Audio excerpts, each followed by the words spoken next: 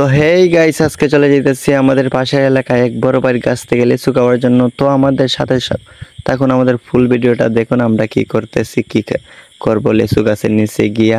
তো এই যে দেখেন আমাদের সাথে একটা হেলিকপ্টার নিয়ে নিলাম। তো এটা আমাদের নিজেদেরই হেলিকপ্টার।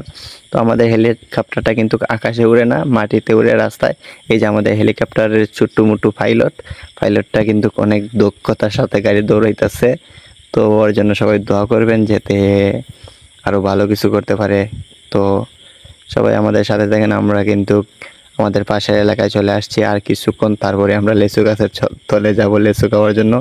আগ্রহ হয়ে রয়েছি যে কবে যাব গাছের নিচে আর কবে খাবো।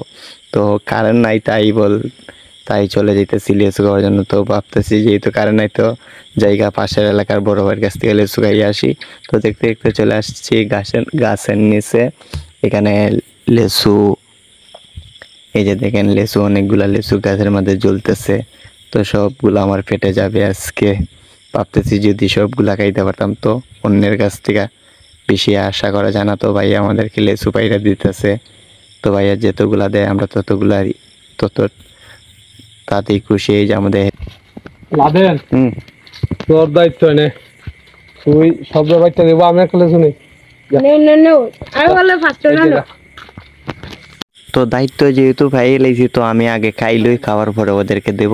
তো ভাইয়া যেহেতু দায়িত্ব আমার কাছে দিয়ে দিছে, তাই আমি বলতেছি যে দায়িত্ব আমার, আমি আগে খাই টেস্ট করে দেখি কিরম লাগে, মিষ্টি না টক। যদি টক হয় তোরা খাওয়া লাগবে না, মানে সমস্যা হইলে আগে আমার হোক, তারপর তোরা খা। আমি আগে দেখি, যাচাই মাচাই করি ভালো না খারাপ, বুঝছিস? তো আমি ওদেরকে এইভাবে বুঝাইতেছি। পয়লা বলতেছি যে অনেক ভালো খাইছি মিষ্টি। প্রথমে বলছিলাম যে এটা ভালো না টক। তো ওরা আমার কাছ থেকে কাড়াকাড়ি শুরু করেছে কিভাবে নিবে।